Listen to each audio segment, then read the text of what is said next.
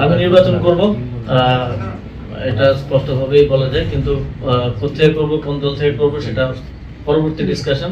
সকল নাটকীয়তার অবসান করে অবশেষে পদত্যাগ করলেন মাহফুজ ও আসিফ। অন্তর্বর্তী সরকারের উপদেষ্টা পরিষদে থাকা দুই ছাত্র প্রতিনিধি আসিফ মাহমুদ সজীব ভুইয়া ও মাহফুজ আলম বুধবার সন্ধ্যায় প্রধান উপদেষ্টা ডক্টর মোহাম্মদ ইউনূসের সঙ্গে বৈঠক করে তারা পদত্যাগপত্র জমা দেন। তফসিল ঘোষণার সম্ভাব্য সময় ঘোষণার পর থেকেই স্থানীয় সরকার মন্ত্রণালয়ের উপদেষ্টা আসিফ মাহমুদ ও তথ্য ও সম্প্রচার উপদেষ্টা মাহফুজ আলম শীঘ্রই পদত্যাগের ঘোষণা দেবেন আলোচনা চলছিল।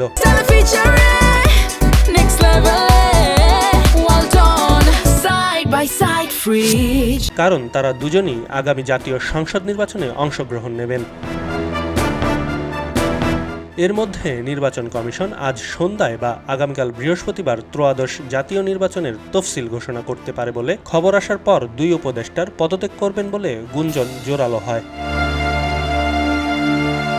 বেলা 3:30টার দিকে নির্বাচনে অংশগ্রহণ ও পদত্যাগের বিষয়ে সচিবালয়ে সংবাদ সম্মেলনে আসেন স্থানীয় সরকার মন্ত্রণালয়ের উপদেষ্টা আসিফ মাহমুদ। সংবাদ সম্মেলনে তার অধীনে নানা উদ্যোগ ও উন্নয়নের ফিরিস্তি তুলে ধরেন আসিফ মাহমুদ। শেষ দিকে সাংবাদিকদের কাছ থেকে প্রশ্ন চান। এ সময় পদত্যাগ ও আসন্ন ত্রয়োদশ জাতীয় নির্বাচনে অংশ নেওয়ার বিষয়ে জানতে চাইলে আসিফ মাহমুদ জানান তিনি নির্বাচনে অংশ নেবেন, তবে পদত্যাগের বিষয়ে প্রধান উপদেষ্টার দফতর থেকে জানিয়ে দেওয়া হবে। কোন দলের মনোনয়ন নেবেন সে প্রশ্নে বলেন সেটি পরে জানাবেন।